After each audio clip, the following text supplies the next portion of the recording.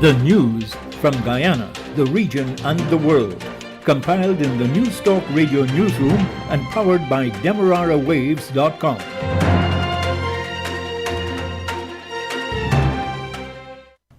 Good day with your major newscast. I am Jessica Dahl. First with the highlights. The leader of the People's National Congress Reform, David Granger, will not be in Guyana for this weekend's Congress.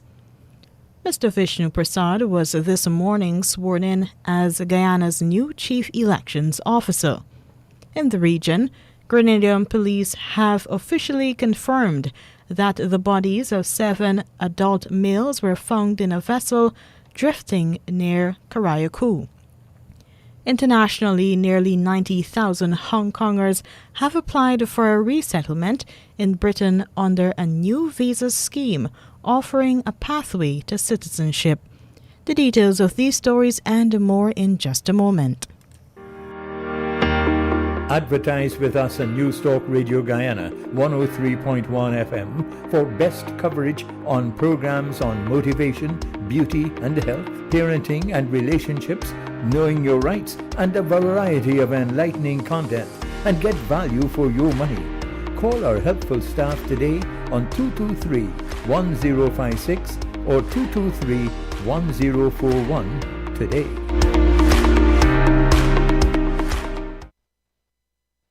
Now for the news in detail. Leader of the People's National Congress Reform, David Granger, will be absent from next Saturday's Congress because he will be in Cuba for medical treatment for a cancerous condition. He is scheduled to leave Guyana today.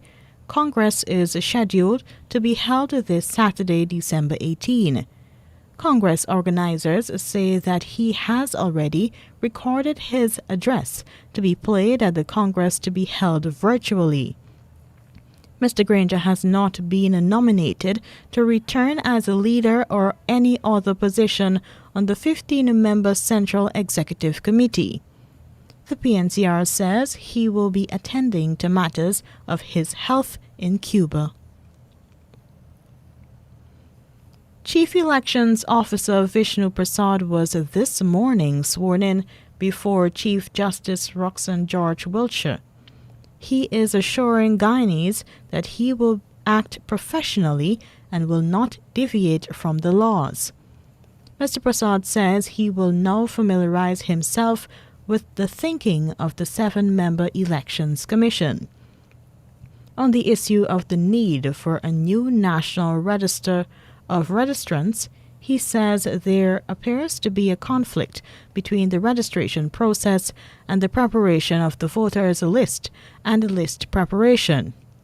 He says this will have to be examined in-depthly before he advises the Commission. Mr. Prasad says 1 year is more than sufficient for the preparation of local government elections that should have been held this year. Technicians of the Guyana Forensic Laboratory will now be able to be in legal possession of firearms and ammunition to conduct ballistic tests for court cases. An amendment of the Firearms Act was yesterday approved by the National Assembly. Government Parliamentarian Attorney-at-Law Sanjeev Dattadin. What this does, Mr. Speaker, is it allows those employees who are tasked and hired for the specific purpose of examining the firearms to handle it, to produce their report, and to give evidence in a court of law without them having to have a firearm permit. The opposition, a Partnership for National Unity plus Alliance for Change, APNU plus AFC, supported the amendment to the law as tabled by Home Affairs Minister Robeson Ben.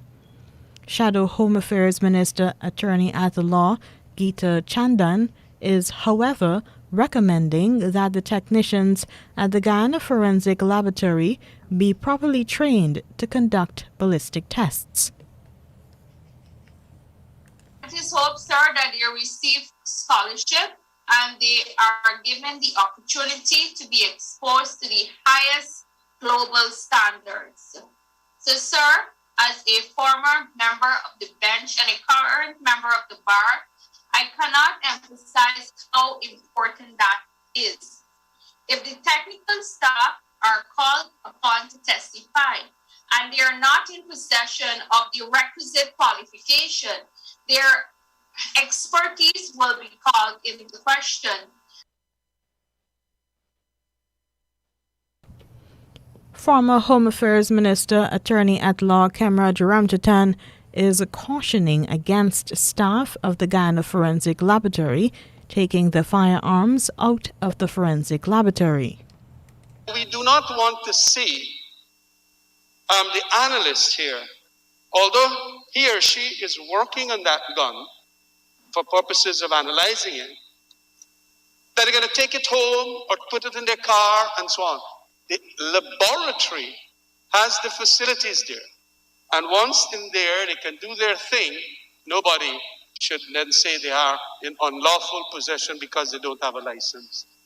But we got to ensure that these protocols are adhered to so that they don't start gallivanting, as it were, with this. Former Home Affairs Minister, Attorney at Law Kemra Ramjatan. The opposition, a Partnership for National Unity plus Alliance for Change, APNU plus AFC yesterday, welcomed the amendment to the Narcotics Act to include designer drugs such as ecstasy, but says the approach needs to be wide-ranging.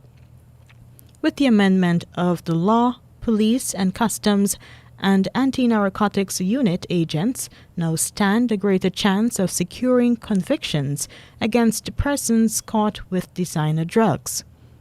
Opposition lawmaker German Figuera says while he supports making the possession of ecstasy and other designer drugs a criminal offense, he thinks that there should be an alternative to sending convicts to jail. Has there been any much thought to the implication this will have on our already overpopulated prison systems? Has there been any thought towards alternative sentences, alternative punishment, such as hours of supervised community services, sentenced to a drug rehabilitation center, for example? Has there been any research done, Mr. Speaker, to ascertain why our youth are attracted and are engaged in the use of these synthetic drugs? He thinks the government has failed to address a number of major related issues, including the need for proper testing and a screening of users of designer drugs. I do support the bill, but I believe strongly, sir, that much thought has not been put to the real intent of what the bill seeks to achieve. Where can the victims of these drugs go to seek help, Mr. Speaker? Are our healthcare providers trained to deal with these victims? And are our health facilities, do they possess the testing kit, toxicology laboratories to provide that will be most useful, Mr. Speaker, for those who abuse these drugs? These are questions that has to be answered. Mr. Figueroa says government should have conducted a study on the use of synthetic drugs and hold a national education campaign about these drugs and the dangers they pose. He says that there should be an interagency approach involving the Ministries of Home Affairs, Human Services, Health, and Education to combat drug use. 2 unvaccinated women and a partially vaccinated man have died from complications linked to COVID-19. Their passing brings Guyana's COVID death toll to 1,023. The Health Ministry says there are now 842 active cases. 12 of them are receiving intensive care as they are very sick. Official figures show that there are 14 new cases, 40 persons are hospitalized, and 802 have been ordered by doctors to isolate themselves at home. In Lethem, a man has been arrested after he allegedly assaulted a woman because she refused to continue their relationship. Police say they are treating the incident, which occurred on Sunday afternoon at 5:30, as inflicting grievous bodily harm. Investigators say that the 43-year-old man lashed the woman and broke her left arm and hit her in her head with a brick. At the time of the incident, she was washing in her yard at Kanuku Drive, Lethem. He reportedly asked them to mend back their relationship, but when she refused, he threatened to kill her and commit suicide. The woman told police that she became fearful and decided to flee, but he grabbed her by the hair, picked up a piece of wood and lashed her to her left arm and hit her with a clay brick to her head.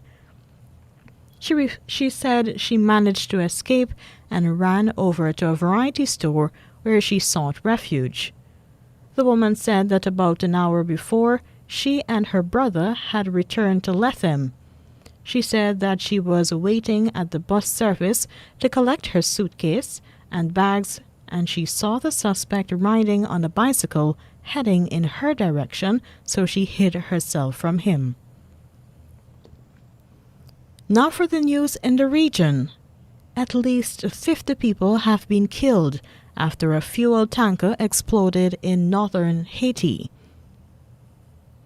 Reports say the vehicle was involved in an accident in the city of Cap Haitian, and the victims had been trying to gather leaking fuel when it ignited.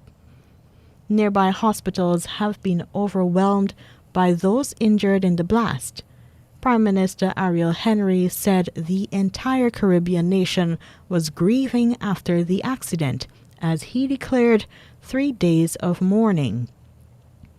Pictures posted on social media show an intense blaze, with one witness describing the blast site as hell.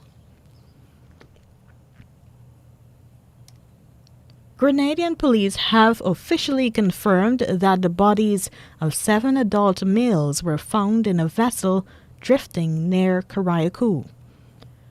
The force says officers assigned to the Northern Division responded to a report of a drifting vessel in the vicinity of Gunpoint, Carriacou on December 12. The boat was retrieved and towed to Harvey Vale by the Grenada Coast Guard, where 7 adult male bodies were discovered in a decomposed state. Specialized units of the force are presently analyzing personal effects and devices found on board the vessel, following which a comprehensive update will be provided. Police investigations are ongoing. The Bahamas government says that the country becoming a republic is not on the front burner. The issue has been a talking point in several Caribbean islands since Barbados last month shed its constitutional monarchy, in which Queen Elizabeth was the head of state. Now that Barbados is a republic, the Governor-General has been replaced by a largely titular president. More in this report from Eyewitness News Bahamas.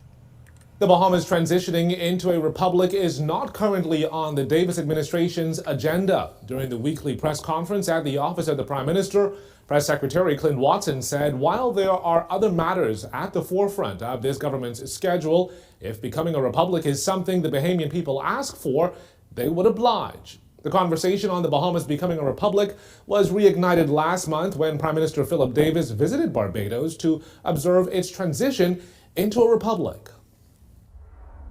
This has been an ongoing discussion since 1973.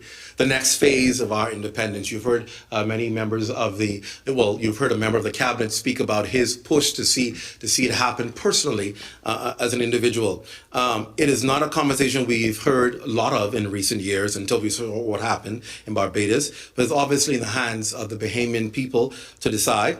It's not on our agenda right now. However, the Bahamian people can change that if they determine this is what they want to do. It will have to be something that the Bahamian people request and put on the government's agenda. There is a process that's different from Barbados that we have here in the Bahamas as far as how that would happen. It's a little more cumbersome than what Barbados had to go through. Based on our constitution, it will require 2/3 of Parliament agreeing to it, and then it requires a referendum for the Bahamian people that has to be unanimously agreed to. So there is a process that's quite different from Barbados that we would have to go through for that to be considered. But that will have to be driven by the people, and it's not on the agenda at this time. And Prime Minister has made it clear that if the people press for it, then it could be considered. But he has no particular view on the matter at this moment. Spokesman for the Bahamas' Prime Minister, ending that report from the Bahamas Eyewitness News. Antigua and Barbuda's former Education Minister Michael Brown has been found not guilty of a serious offense.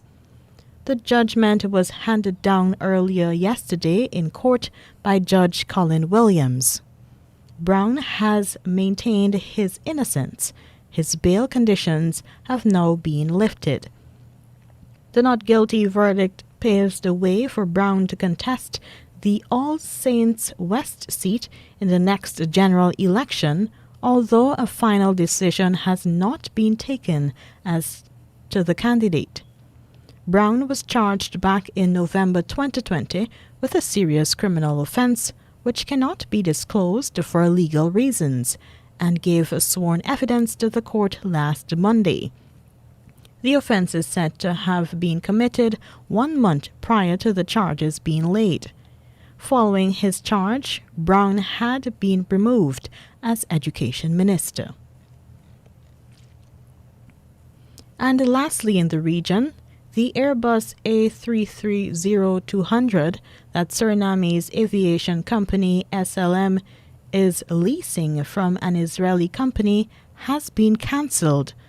Star News reports that after the deal fell through, this amounted to a serious blowout to the SLM that wanted to fly this aircraft on the mid-Atlantic route in February.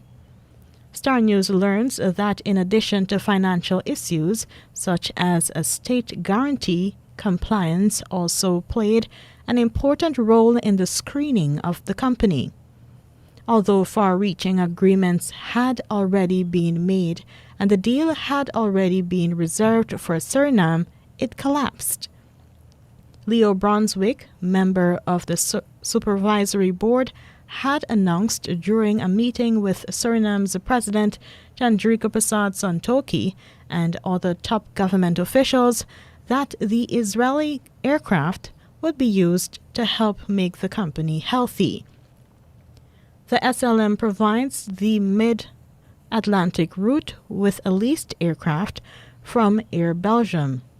Star News says the failure of the lease means that confidence in the company will continue to decline internationally, making it very difficult to conclude beneficial contracts. And here now is your international news coming from the BBC. Hello, this is Julie Candler with the BBC News. Belarus's state news agency says a court has sentenced the prominent opposition activist Sergei Tikhanovsky to 18 years in a maximum security jail. Tikhanovsky is married to Svetlana Tikhanovskaya, who stood in her husband's place in last year's presidential election. John Donnison reports. The vote in which Alexander Lukashenko won his sixth term in office with 80% of the vote was widely discredited as fraudulent and was followed by several months of mass anti-government protests. Today, Sergei Tikhanovsky was found guilty of disorder and inciting hatred against officials. In a statement, Svetlana Tikhanovskaya, who's now living in exile, called Alexander Lukashenko a dictator, publicly taking revenge on his strongest opponents. More than 40 people are believed to have been killed when a fuel tanker exploded in northern Haiti. Charles Haviland has the details. It appears the fuel tanker swerved to avoid a motorcycle taxi and then toppled. Haiti suffers from severe fuel shortages and mountain prices, and local people in the city of Cap Haitien were trying to gather up leaking petrol when the tanker exploded. A witness described it as a scene from hell. A local newspaper described charred bodies, including those of women and children. City hospitals are overwhelmed. The Prime Minister, Ariel Henry, spoke of his desolation. He's declared 3 days of national mourning. The United Nations Rights Office has warned that Afghanistan faces a profound humanitarian crisis. It says Afghans are being forced into poverty because of the foreign sanctions placed on the country after the Taliban's takeover in August. The Rights Office also says there are reports of extrajudicial killings by the Taliban regime. From Geneva, Imogen Folks reports. The UN has multiple credible reports that the Taliban killed at least 72 former Afghan soldiers, despite the amnesty it declared in August. In some cases, the UN says the bodies were publicly displayed. But the UN is especially worried by the humanitarian situation. Poverty and hunger are forcing families to marry off their children, send them out to work, and even, according to some reports, sell them. An international study of the impact of COVID passes has found that they can lead to more people getting vaccinated. The study examined 6 countries that introduced such passes that allowed access to certain public spaces only to those who'd been fully jabbed, had tested negative, or who'd recovered from coronavirus. It found they drove a significant uptake in vaccines in 4 of the countries, especially in what it called vaccine-complacent groups, such as younger people and men. The authors caution that the vaccine passports are not a silver bullet, though. World news from the BBC. That was your international news. Here now is a recap of the highlights. British visa that offers a path to full citizenship.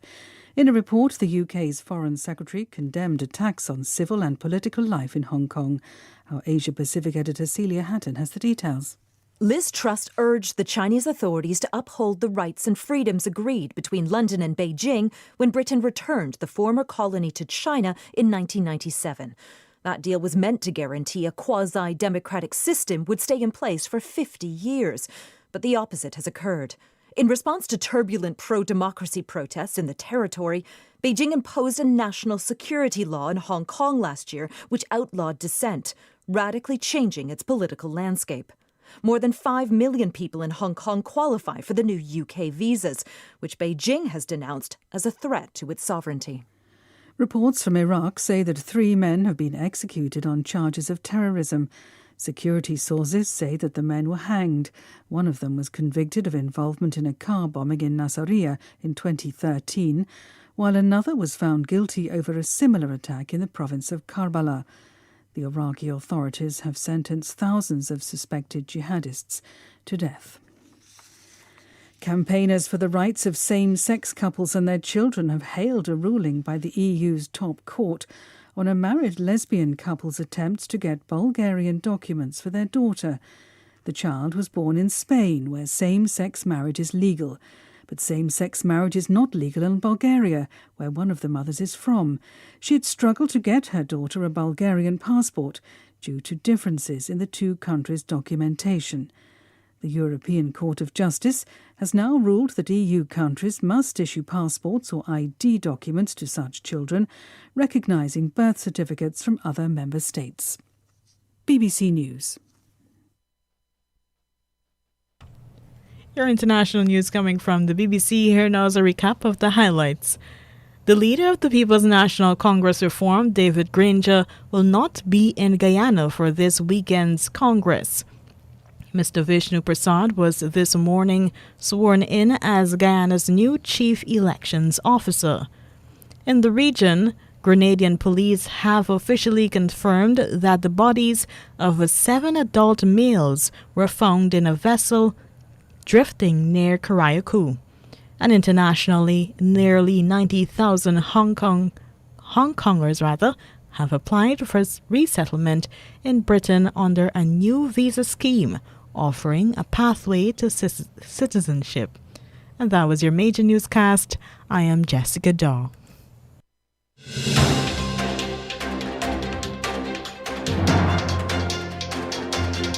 This has been the news, compiled in the News Talk Radio newsroom. For ongoing updates, visit demerarawaves.com, and you can check facebook.com/demwaves and twitter.com/demwaves.